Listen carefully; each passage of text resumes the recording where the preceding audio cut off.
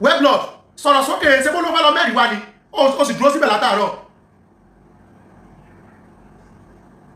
ká máa bá a dì ìtẹ́pà àdìsí ìgbé wá gbàdá gbàdá bàbá ẹ̀ ó yá Mr. web lord ṣẹ́tidé. tó bá sì yẹn mo kọ́kọ́ mú báàsì kan wá ní Quran 60 verse 1 tó àdìsí ó tún wà nínú sọyìn Bukhari. ẹ sà Mr. web lord Mr. web lord ẹ ṣe sùúrù ẹni tẹ̀sílípì ní kẹtìrì pé káyẹ̀wò lórí àyà yìí wípé wọ́n gbógun ti Muhammadu ni mo wá ní kẹ́ sí kẹ́ ẹ lọ kọ̀ǹfàmù pé sí ní tẹ̀sán yẹn dá yín lójú náà ẹ wá bá wa kánú tẹ̀sílípì ní kẹtìrì first náà kẹ́ ẹ kọ́ bóbi tá tí wọ́n gbógun tà lóbi jáde nínú ibi ní kẹtìrì yẹn tẹ̀sán lẹ́kùn torí gbogbo èèyàn ló gbọ́ yín wọ́n dẹ̀ lẹ́kùn àbọ̀.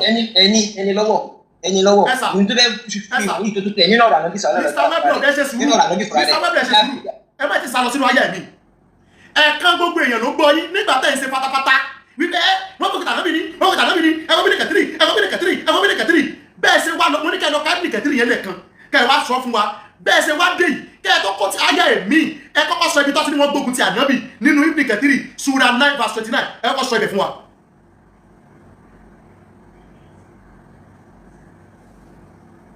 mi ò ní ibn kẹsẹ̀ lọ́wọ́ òun ní hadith tó ṣàlàyé lọ́wọ́ hadith tó ṣàlàyé Quran sọyìn Bukhari ó ṣàlàyé volume 5 59 hadith 448. ẹ jẹ́ bomi sa ẹ jọ ẹ jẹ́ ìbá nínú kẹsì ẹ jẹ́ kárí. ẹ ṣe sùúrù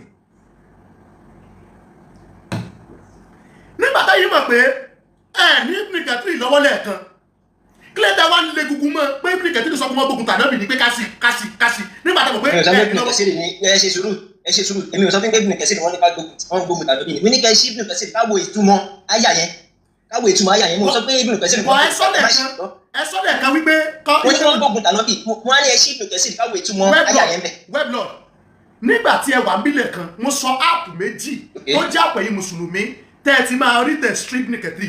mi ò nídìí gbogbo àwọn. ẹ tún padà lọ́kẹ́ lọ́wọ́ tẹ̀ strip ní kẹtìrì yẹn ẹ nídìí ẹ̀ lálẹ́. mo ò nídìí wọn. ẹ wo sọyìn Bukhari ẹ ṣe sùúrù ẹ ṣe ẹ má sùúrù kan tí bẹ́ẹ̀ lè mú ẹ̀bùn. alẹ́ gbọ́ yín. ẹ̀yin lẹ sọ fún wa pé ibn kẹtìrì pé káwọ kan tó sọ náà àtàlẹ́dì ẹ sì fún wa lọ́dọ̀ yín. ẹ pírẹsẹ̀ntì ẹ̀ káwọn kan tó sọ. ẹ sì fún wa lọ́dọ̀ yín.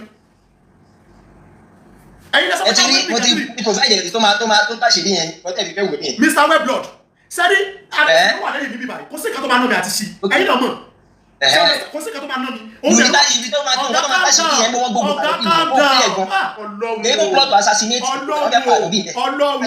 ọlọ́run ọpọlọ mi ò ní lọ o ọpọlọ mi ò ní doríkodo ọpọlọ mi ò ní dọ̀bálẹ̀ o ọpọlọ mi ò ní padà sẹ́yìn o. àdẹnibọ ikọ́tò òdodo àdẹnibọ ikọ́tò téèyàn bá ti ní kọ́tò bẹ́ẹ̀ tó àṣírí yẹn yẹn àdìmọ́ igi. Mr. Webb mo fẹ́ kájọ sọ̀rọ̀ bẹ́ẹ̀ ni tó yẹ pé báyìí nígbà tí akáyà kan ẹni wọ́n gbógun ti ẹ wá ní ká sí tẹ̀sítì ibn kẹtìrì tẹ̀sítì yẹn lẹ́ni ẹ fẹ́ lọ wá tẹ̀ fi kúrò bí nígbà tẹ́ wá ń lọ mo wá sọ áàpù méjì ọ̀tọ̀ọ̀tọ̀ tẹ́ ẹ ti lè rí tẹ̀sítì ibn kẹtìrì mo ní quranx.com tẹ́ ẹ bá ṣàṣẹ̀rí Chrome ẹ kílìkì sórí ẹ̀ ó máa gbé yín lọ ó máa gbé bí tẹ́ lè tẹ áyà sí àti fáàsì sí tẹ́ ẹ bá ti ṣe tó bá ti wá gbé wá ẹ níbi kan tí wọ́n kọ tẹ̀sírì sí ẹ tẹ tẹ̀sírì ẹ máa rí tẹ̀sírì ibn kẹtìrì ń bẹ̀ mo sọ bẹ́ẹ̀ mo ní àbíkẹ́ lọ sí sunna.com tẹ́ ẹ bá débẹ̀ ẹ níbi tí wọ́n kọ Quran sí ẹ gbé síbẹ̀ òun náà máa gbé tẹ̀sírì wa kódà náà ọ̀gá alẹ́bẹ̀ẹ́ ti sọ̀rọ̀ aláwọ̀ tó rí wọ́n pé òun là ń bá sọ̀rọ̀ bí náà ẹ̀yìn yẹn wá tájọ́ wà bí o a wá sọ wípé mo tọ́dún àti máa fẹ́ fún yín tẹ̀sí ibn kẹtìrì ó wà tó jẹ́ application ó ń dáná ibn kẹtìrì dà application ẹ̀ wà níbà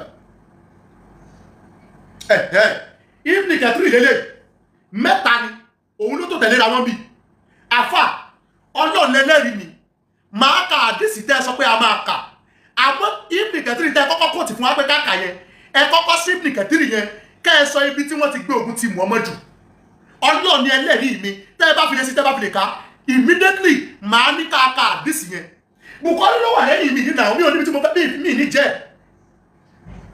jẹ́ náà mi ò dẹ̀ sí ní mú mi ò ní fi fọ̀dí àní ibn kẹtìrì tẹ́ kọ́kọ́ ní káàkà ẹ ṣí kẹ́ ẹ ká tẹ́ ẹ bá ti wá kà á wà lọ sínú tẹ̀sírì á wà wà lọ sínú Sahih Bukhari volume 5 tẹ̀sọ̀ kò sí jàmbẹ̀ ló bá tán.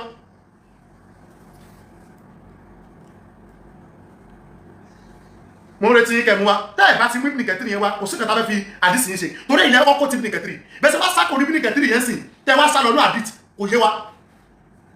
kò sọ evangelist kò sọ. ok ṣé à ń gbọ́ mi báyìí so ẹ̀yin lẹ kọ́kọ́ ní ká sí o bẹ́ẹ̀ sẹ́ wá kò ń bẹ́ẹ̀ tẹ́ ẹ wá lọ ní àdìsí kò sí problem ẹ jẹ́ mú àdìsí wọn sọ yẹn sí tòsí volume 5 ẹ jẹ́ mú dání tí ìsọ yìí Bukhari volume 5 mo ti mú dání so ẹ ká Ibn Kathir yẹn fún wa tẹ́ ẹ bá ti kà á àwọn ló ká àdìsí tẹ mú wa second one ó ní kódà ẹ lè lọ sí Apple Store ẹ lọ download Ibn Kathir mẹ́ ẹ máa rí tẹ́ bá kọ́ tẹ̀ sí Ibn Kathir English àbárábì kẹlẹ́fẹ́ ẹ tẹ̀ sí Google Play àbí Play Store ẹ máa rí wọ́n máa gbàgbé download ẹ sẹ́kàn sí fún wa kẹka kò sọ̀rọ̀ pé static kan bí àdìgán sá fún yín àfáyílẹ̀ kan nígbà tó lóun fẹ́ kóòtù yáyà kan pé ó abrogate ajẹ́kọ̀ọ́kà nígbà tó wá débi pọ́kẹ́ ó ní ó abrogate báwọn 51 ṣe abrogate lọ mẹ́rin wá ibẹ̀ lòun náà ti ní problem so ayé náà ti sọ̀rọ̀ báyìí kò sí wàhálà ẹ fún wa lẹ́rìí yín tó ti lù wọ́n ó ní iní mẹ́wájú mi Ibn Kathir ọ̀hún ni Ibn Kathir tẹ fẹ́ kà olówó àwájú mi èmi ti kà ibi tó fi wọ́n kọ́ gbógun tàbí ibẹ̀ mi ò tí ì mọ́ lèmi ṣe ní kẹ́yìn ó kàkẹ́ sọ fún wa ó ní app pẹ̀lú tó wà lórí fún mi lórí táblẹ̀tì after 11 káì ọjọ́ mà ti lọ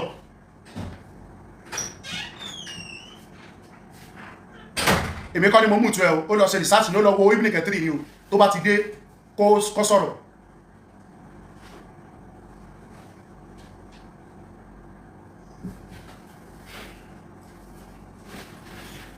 androde yìí sáà Mr. Wordlord Mr. Weblord androde yìí sáà èmi kọ́ mo mú tu yín o mi ò mú tu yín o àti èmi mo mú tara yẹn. ẹ̀yin lẹ mú tara yẹn èmi kọ́ mo mú tu yín o ọwọ́ mi. èmi kọ́ mo mú tara yẹn o. mi ò mọ bó ṣe wá jẹ́. admin ló ń kó iṣẹ́ yẹn kó iṣẹ́ yẹn o one of the admin. ok admin kan ti sọ̀rọ̀ ó yá mò ń gbọ́ yín báyìí sá ó yá ká Ibn Kathir yẹn sá.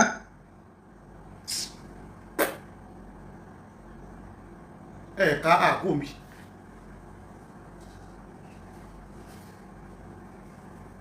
ẹ̀yin kan ká fún wa kò sí jà mbẹ kò sí jà ṣọ́ọ̀ṣì ṣàdúrà sàmì. Jẹ́sí ẹ̀dì ti Facebook.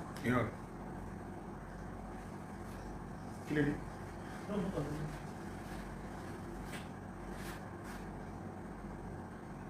Kò sí jà church ṣàdúrà ìlànà lóde. Wọ́n ti mú òtún ẹ̀. Àmọ̀ lóde ìkẹ́ mẹ́rin wá. Gbogbo irọ́ tẹ́ ti ń pa fún wa látijọ́ inú kó tìbì kan ẹwà ń sápò mẹ́ kí ló dé ṣé kò sẹ́ni mẹ́mọ́ ni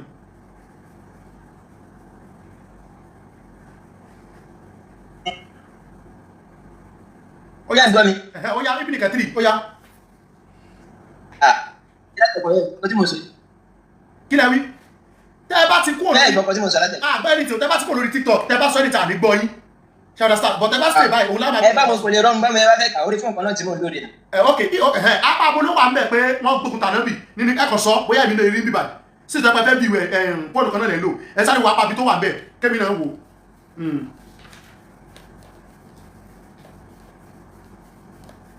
hello. yes sir. wọ́n ní tafsir Ibn Kathir volume 2. volume 2 page kini. page 322. page 322 ok.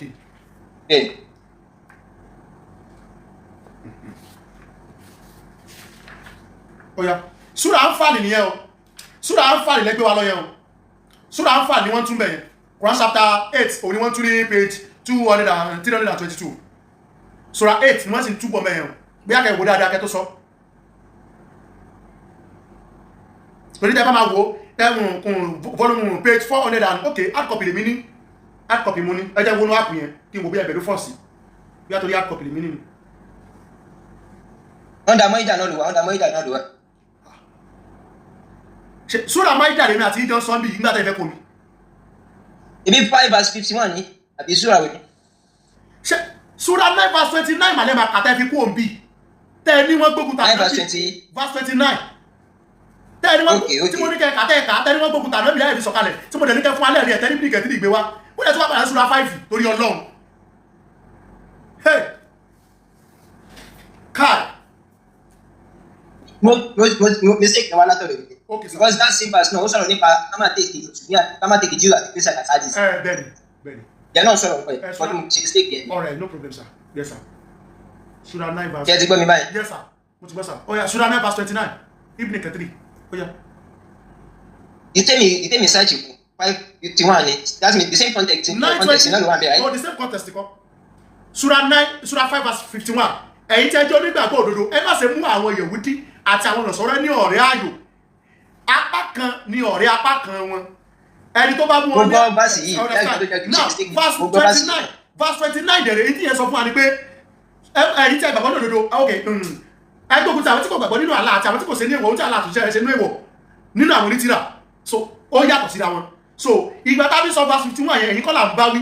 Musulumi kata kọjọ discuss yẹn ló wà bí time yẹn. Èyí tẹ̀yìn lọ ṣe research yẹn ní 9 verse 29. So, à ń dúró dè yín lórí ẹ̀.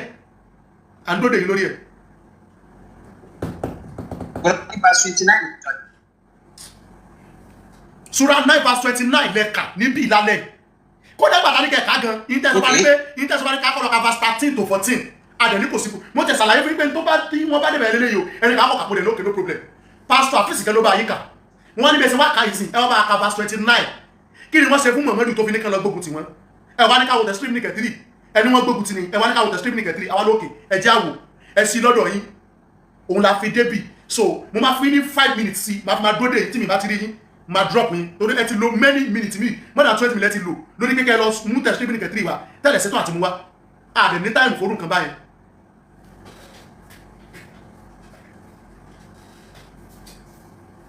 Hello, come on with time. Ṣé ń gbọ́ mi? Hello, ṣé ń gbọ́ mi báyìí? So on that Quran 9:29, the verse before the Quran 9:29 is talking about the unbelievers, not the Jews and the Christians. Quran 9:28, Quran 9:28, it talks about the unbelievers, not the Jews and the Christians. Mr. Weblord, you read it by yourself from Quran 9 verse 9, from Surah 9 verse 29. The people of the book, people of the scripture. Please, who are the people of the scripture according to your Quran? Did you? Please speak. We want to hear you. Tell me, I want to tira according to Quran. Jews are the Christians. The Jews are the Christians. Jews are the Christians. Let's obey Quran 9:29, right? Yes. Quran 9:2 and 9. About Quran 9:28, it talks about the unbelievers, okay, not the people of the book. Now read verse 29. Tell one pastor read verse 29. Read verse 29. Yes, I don't pass on me. Read it. The 28 is talking about unbelievers. Why verse 29 is talking about the Jews and the Christians? We are you are wanting to read verse 29. You delete it. Eba mobile abi eraser. Eba Bible Eba Bible kekun àwọn people of the scripture tó wà ní verse 29. Ẹ jẹ́ kí ṣàlàyé bẹ́ẹ̀ fún. Those are the ones that are not ready to comply with the prophet. Are they Jews or Christians? Are they Jews or Christians? They are both Jews and the Christians, both in one. Then why do you just say they are not Christian and Jew? They are just unbelievers. Why do you say that before? The 28 was talking about the unbeliever, and 29 180. Wọ́n bá ready láti make peace, they are going to be paying jizya. Jizya is just a tax by them. It is not an act of what punishment, because the Muslims are also paying zakat. So they are also paying jizya. Talk about under government, the prophet. If they want to be under the government of the prophet, they are going to be paying jizya. That is it. You are going to have a big problem with the topic of the jizya you are talking about. Because bring it on now. Jizya is just ordinary tax. It is tax. Zakat is, even the Muslims are being punished by Abu Bakr. Go and slash Weblord. I can hear you. You know what I'm going to tell you? You know the topic of that jizya? Okay. Go and do more research about jizya and pick a date. Let's have live debate on TikTok. You will understand the meaning of jizya by that time. I know if you went to no problem. I know if you go to do your research, you will never come back that we should have debate on it. I believe that. Very well. You can just will when you never do your live again, that we can just pick it. I know. I'm telling you. When you do your live, that we can pick it. No, you can pick any date and text me on TikTok. But I know that if you really do your research and understand meaning of jizya, you will not accept the debate that you are going to tell us here is just tax. You will not try it. If you do jizya, okay, we are going to do more. We are going to do that. But when I know that you, jizya is just a tax. I'm telling you that when you go to do your research, you will never come back to accept the challenge. I'm telling you the fact. I'm not going to. I'm very sure I'm going to come back. Why? Do you know the reason? No problem. Ask me the reason. Don't tell story. I mean, I I don't want to talk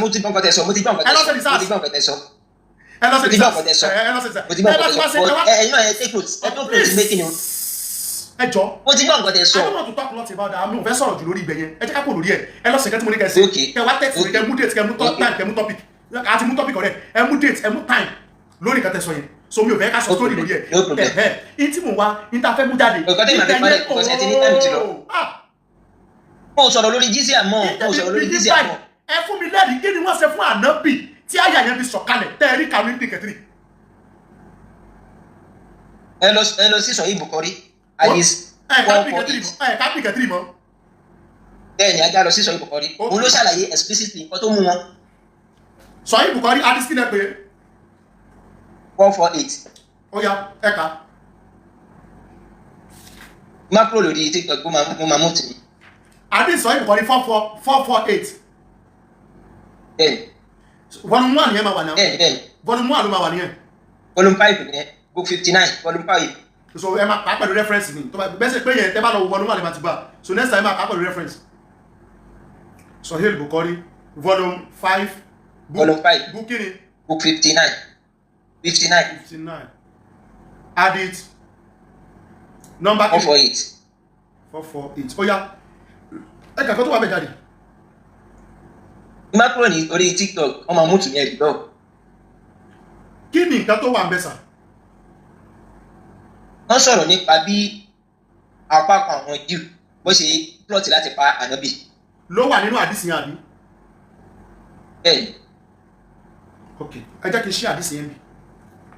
That is Sahih Bukhari volume. Bẹ́ẹ̀ni nínú ìtọ́wà lọ́wọ́ ní. Mo ń bọ̀, ẹ jẹ́ kí n ṣe 39:49 ni wọn. 39:49.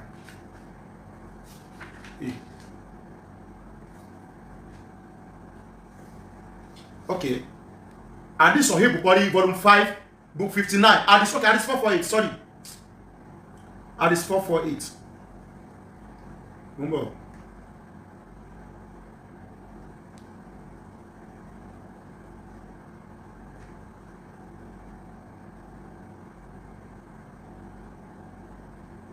Four 466 mọ́. Ẹ fún mi ìṣẹ́jú díẹ̀. Kájọ fojú sùn kún wo.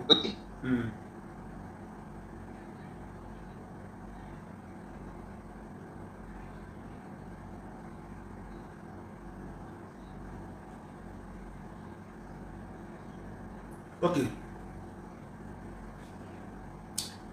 Ó yá kí ló wà ńbẹ̀? Ẹ narrate kan tó wà ńbẹ̀ fún wa.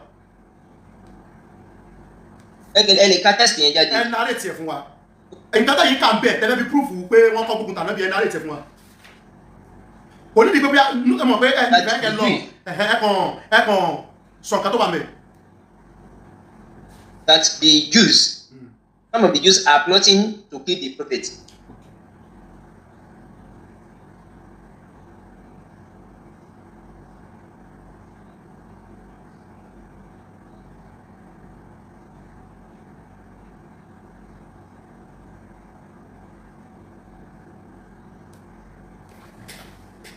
Mo ń gbọ́ yìí. No mo bẹ́ẹ̀ kà ní. No, mo ní kẹ́ narrate nǹkan tó yìí kà ń bẹ̀ tẹ́tí ní àwọn Júù wọ́n ń plot ogun sí Muhammadu ẹ narrate fún wa. Ó wà wájú ẹ jẹ́ kí n máa wò. Nǹkan tí máa gbé kúrò mẹ́rin wá sórí, tí máa gbé kúrò mẹ́rin ní mo fẹ́ lọ kà. Ó máa mú tù mí, that's what I'm saying, ó máa mú tù mí. Ó wà ní ìjọ ẹ̀dá ẹ̀yin náà ti mọ̀ pé tí máa gbé kúrò TikTok ó máa mú tù.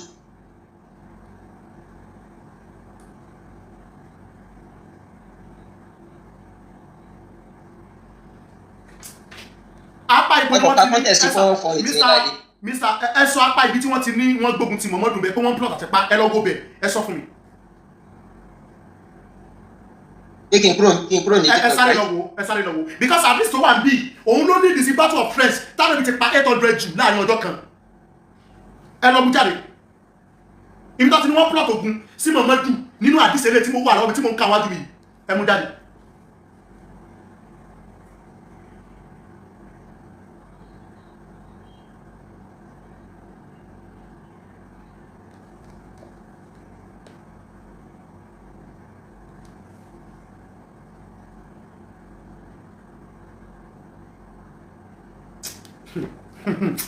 Kai. Now, Oh yeah. so this verse, this hadith, we shall have been paid. Okay. On Banu Qurayza, on people of Banu Qurayza, one betray our Nabi, Ibo ló wà ńbẹ̀. one betray the prophet, and Ibo ló wà betray ńbẹ̀. them. So that is what led. Ibo ló wà ńbẹ̀. Ẹ̀ka ètò wà lọ́wọ́ yín jáde náà. Ibo apá ọwọ́ òkè ni àbọ̀wọ́ àárín àbọ̀wọ́ ìsàlẹ̀. Ibo ló wà ńbẹ̀. The exact hadith 448. Ẹ̀ka context hadith 448 yẹn jáde. Sẹ́rí òkúrọ̀ kìí ṣe kíní o.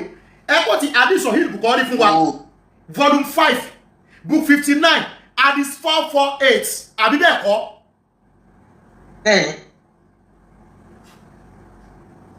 Sẹ́rí hadith. Ẹ̀ka jáde náà. Ọ̀gá ọ̀rẹ́ sọ́kọ̀ ọ̀rẹ́ mọ́ rò mí lẹ́jọ́. Ó ti waste àkókò owó ti tó. Sórí hadith èdè tó wà wájú mi tẹ́mi gbé dání. Ànábì tí ojú ogun dé. Ó tó jókòó kan dé ó gbé àmú ẹ̀ ó gbé kalẹ̀ Jubrili wá bá ó wá sọ fún pé ó ń gbé nǹkan ogun rẹ̀ kalẹ̀ ni kò yẹ kó gbé kalẹ̀ o bò àwọn tó sì máa bájà wà Jubrili wá lọ́wọ́ sọ́dọ̀ àwọn Banu Qurayza Ànábì wá lọ bẹ̀ èyí tí mo ń sọ yìí tẹ́ bá lọ Surat Ibn Ishaq page 465 ó mọ gbé full story bó ṣe jà ìjà yẹn wá ìgbà t'Ànábì débẹ̀ ó wá kó wọn jọ ó wá ní òun ò ní ṣèdájọ́ wọn bẹ́ẹ̀ nìkan ní ó ṣèdájọ́ wọn wọ́n wá lọ pé Sáàdì wá wọ́n wá ṣe ìdájọ́ wọn Sáàdì wá sọ fún wọn pé kí Ànábì ó pa àwọn ọkùnrin wọn kó mú àwọn obìnrin àti àwọn ọmọ kéékèèké wọn kó mú wọn lẹ́rú wọ́n sì pa 800 Jews láàrin ọjọ́ kan wọ́n bẹ́ orí wọn lọ́jọ́ náà. So ibi tí wọ́n ti ọ̀gá ibi tí wọ́n ti ní wọ́n gbé ogun ti Ànábì bí mú jáde kálọ́dọ̀ ẹ̀. Ṣebí nǹkan tẹ̀ kàn sí ẹ máa wo bí wọ́n lọ mo máa ka 10 seconds ibi tí wọ́n ti sọ wípé wọ́n pa weblog ibi tí wọ́n sọ wípé ọ̀gá eléyìí ẹ̀ka contest àdìsí jáde àníkò gbọ́ mi àní ibi tó ti ní wọ́n dìtẹ̀ mọ́ gangan nínú contest sọ́bẹ̀ fún mi kí n kábẹ̀. Ẹ̀ka contest bá ṣe ẹ̀ka contest àdìsí jáde very simple. Àní ibi tí wọ́n ti sọ wípé wọ́n dìtẹ̀ má lọ bí sọ́bẹ̀ fún wa mẹ́. Lágbára ẹ̀ka àfà àní ibi tí wọ́n sọ wípé wọ́n ti dìtẹ̀ má lọ bí ibi tí wọ́n sọ wọ́n ti dìtẹ̀ má lọ bí sọ ibẹ̀ fún mi kí n lọ kábẹ̀ straight sọ. ẹ̀ka ọkà contest jáde náà kẹ́yìn bá mọ̀ pé òdodo lẹ́wọ̀. ẹ̀ka àdìsí yẹn ó bẹ̀rẹ̀ láti bí láti òkè yìí ó dí ẹ̀yìn bí báyìí. So èyí tó sọ mí sí ni pé kẹ́mi ó ka láti bí kí n kà dí ẹ̀yìn àbí bẹ́ẹ̀ kọ́ èmi wọ́n sọ fún yín pé láti lè mú kó rọrùn ìwọ sọ ibi tí wọ́n ti sọ pé láti ibi tó bẹ̀rẹ̀ yẹn tó fi parí yẹn pé níbẹ̀ o ibi tó ti dìtẹ̀ má nàbí sọ ibẹ̀ fún mi kí n kàn go straight kí n lọ ka ṣàlùkọ́ pòmù ni wà ní nǹkan gùn báyìí àdísì nǹkan tó ṣe rọrùn fún mi ni pé mo ti kàárí ní tó ṣe rọrùn fún mi àti narrate ẹ̀ nìyẹn ẹni pé gbà tí mo kàjọ mo sọ tẹ̀sítírì mo sọ sírat tó ní ṣe pẹ̀lú ẹ̀ so ìwọ kan lọ́bẹ̀ kò kàn sọ fún wa àpàbí tó fi wọ́n dìtẹ̀ má nàbí àbẹ̀ká everybody àrí ojú bẹ́ẹ̀ lọ. In the line of the hadith, but if you go through the hadith, the prophet said that was one of our companions, okay, àwọn Banu Qurayza, they have betrayed us. Why did they betray them? Wọ́n kọ́ sọ̀yà pẹ̀lú àwọn Qurayshi láti wá gbógun ti àwọn Ànábì in the battle of Trench ọjà kan yẹn. Ẹ sọ pé láti ibi battle lọ tí ń bọ̀. Ibẹ̀ ni Ànábì ti discover pé the Banu Qurayza, they conspired with the Quraysh. Wọ́n fi bá wọn jà nínú ogun náà. Òun ló jẹ́ kí ẹ ṣe sùúrù, ẹ ti ní kí n sọ̀rọ̀, ẹ ti ní kí n sọ̀rọ̀. Let me talk now. Narrated Aisha, Saad was wounded on the day of the battle of Al-Khandaq, the trench. When a man from Quraysh called Ibam, Bun and Arika hit him with an arrow. The man was Ibam, Bun Uais, from the tribe of Banu Maisi, Bun Amir, Bun Luhais, who shoot an arrow at Saad medical arm vein on main artery of the town. The prophet pitched a tent for Saad in the mosque so that he might be near to the prophet to visit. When the prophet returned from the battle of Al-Khandaq, the trench, and laid down his arm and took a bait. Jubril, Gabriel, what came to him while the Jubril was shaking the dust of his head and said, you have laid down the arm, but Allah, I have not laid down there. Go out to them to attack them. The prophet said, where? The angel Jubril pointed toward Banu Qurayza. So Allah messenger went to the Banu Qurayza and besieged them. They then surrender to the prophet's judgment, but he directed them to Sad, give his verdict concerning them. Sad said, I gave my judgment that their warriors should be killed, their women and children should be destroyed. Narrated, Isha, my father informed me that Aisha said, Sad said, oh Allah, you know that there's nothing more beloved to me than to fight in your cause against those who disbelieve your messenger and turn him out of Mecca. Oh Allah, I think you are put to an end the fight between us and them. Quraysh infidels. And if there still remain any fight with the Quraysh. You read that phrase again, please. Read that This man, calm down. Read that line again. Okay, calm down. Calm down. You are going to have problem with me if you are not going to calm down.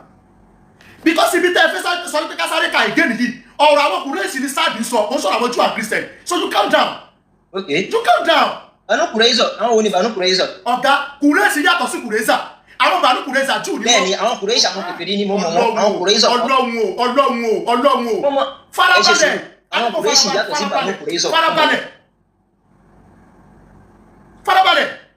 Àwọn Quraysh àwọn ìran Lárúbáwá ni ibẹ̀ ni Muhammadu ti jáde wá. Mo mọ̀ yẹn. Banu Qurayza àwọn Júù ni Banu Qurayza. That's what I want you to say.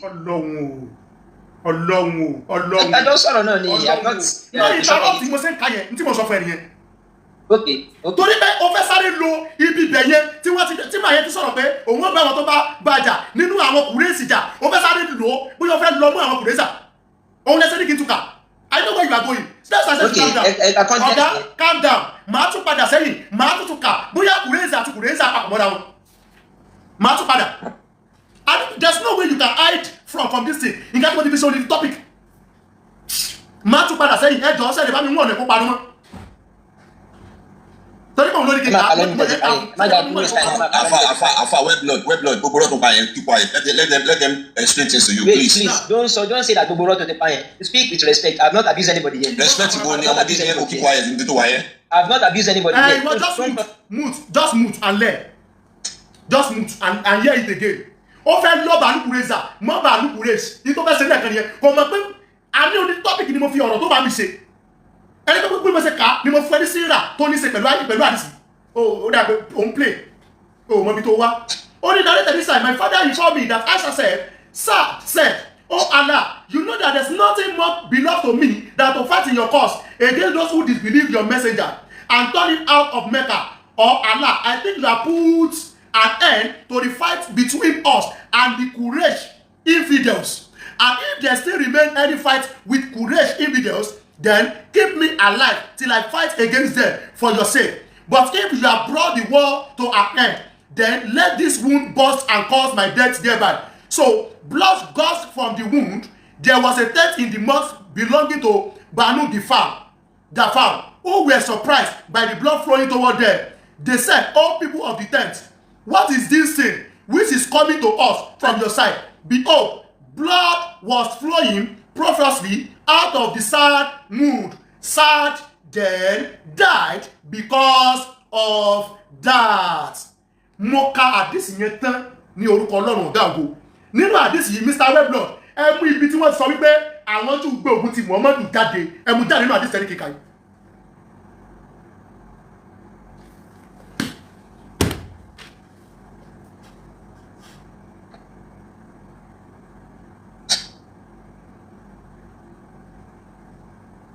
Ó ti wá pọ̀ sí báyìí o, ó ti tún wà mí lọ.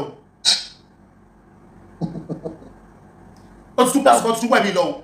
Ẹ mú já, èmi kọ́ mo mú tu ẹ o, ọwọ́ mi rè o. Mr. Weblord, ẹ mú ibi tó ti ní àwọn tún gbé ogun ti ànábì nínú àdìsí ẹni kíkà yìí kó wà bẹ́ẹ̀, ẹ mú jáde. Èmi kọ́ mo mú tu ẹ o, ọwọ́ mi rè o. Ok, ẹ jẹ́ kí n tún tẹ̀ ọ́ mú tu. Mo ti ọ̀ mú tu yín látọ̀dọ̀ mi. Ẹ má bínú, ẹ̀kọ́ tí mo fẹ́ ní kẹ́ silence ẹ má bínú mi mo mú tí ilẹ̀ kan mo ti ọmú tí ń sà ẹjọ́ torí Ọlọ́run ẹ sọ̀rọ̀ sà nínú àdìsí yẹn ibo ni wọ́n ti wọ́n kó kúta lórí This hadith was narrated by Aisha. this hadith was narrated by Aisha. Umam skip the seated.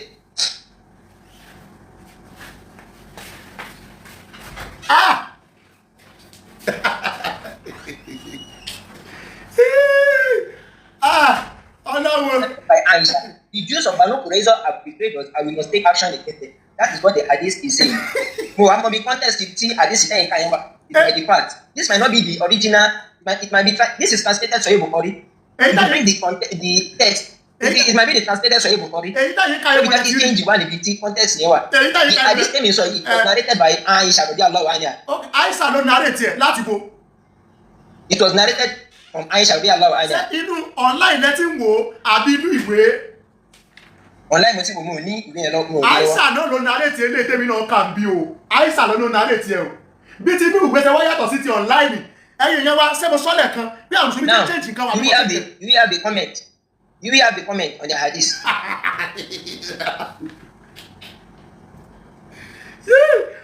O lè máa fọpọlọ What led to the o lè máa fi ọpọlọ mi ṣeré lọ fi ọpọlọ àfà ìṣeré lé o lè máa fọpọlọ mi ṣeré bí Ọlọ́run o lè máa fọpọlọ mi ṣeré o lè máa fọpọlọ mi ṣeré o ní ó wà ńbẹ̀ ẹjá sọ pọpọlọ wọ̀ ní lọ ẹjá sọ pọpọlọ wọ̀ ní lọ ẹjá fi comment section.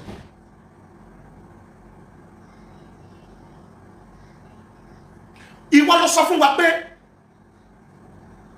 ká lọ sí tẹ̀sílì nìkẹ́tìrì mo wá sọ fẹ́ pé nìkẹ́tìrì sọ pé òpùrọ́ ni ẹ́ pé wọ́n gbógun ti Muhammadu ó ti lọ sí nìkẹ́tìrì yẹn ó ti rí ó ti mọ̀ pé lóòótọ́ ni wọ́n gbógun tà lónìí ó jump ó lọ sórí àdìtì tó wá lọ hard copy lélẹ́yìí kò sí nǹkan tó jẹ́ bẹ́ẹ̀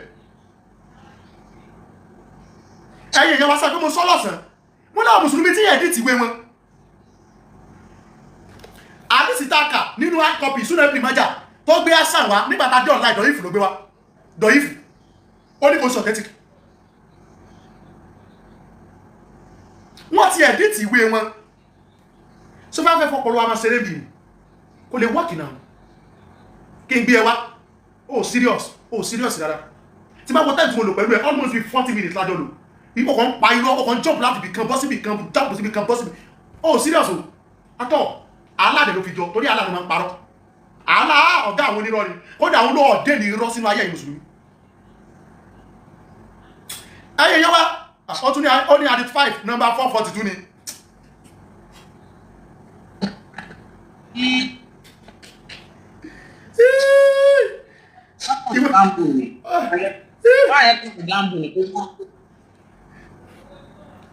sórí ìwọ sáà lọ sórí tó rà ṣe sáàrà máa ṣeré pàrẹ mọ́ ṣeré pàrẹ mọ́ ṣe erépa tí aláàrùn fi yí ṣe mọ́ ṣe comment section ẹgbọ́n ó ní à ń fi ẹ̀ when we are about to be exposed ẹjọ́ ta ni ó yẹ̀ ìyá rẹ̀ lálẹ́ yìí ó lójútì o ọlọ́ yẹ kó dọwọ́ bojú ni ó lójútì o láti mú reference bí mẹ́ta wá ó pẹ́ tẹ̀sírì òfo ó má dìsí wá òfo ó dẹ̀ sún lẹ́nu ọ̀rọ̀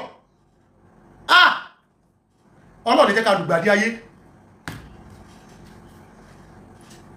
àti ineka ẹ bá mi mútu ẹ mútu kọ́mẹ̀ntì alìmáàmù náà tó ní orí Allah àti Muhammadu dàrú ẹ mútu ẹ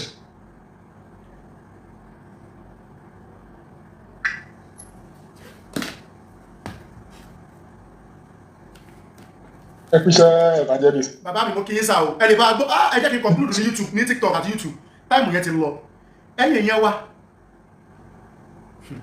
Ọlọ́run ò ní fi wá sílẹ̀ o sẹ́rí òótọ́ ni ó mọ̀ lékè irọ́ òkè lékè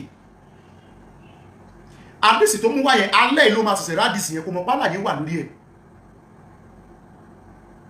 kò mọ̀ pálàyé wà lórí ẹ̀ ó dẹ̀ ìjọ tí wọ́n lọ pa àwọn Júù yẹn wọ́n kírun ìgbà tí wọ́n débi tí wọ́n ṣe ni wọ́n ti kírun 800 Júù ni wọ́n pa lóòjọ́ ọjọ́ ọkùnrin tó ti dàgbà wọ́n wá káwọn obìnrin àtọmọ kékeré wọn kó wọn lẹ́rú àwọn ni wọ́n ń tà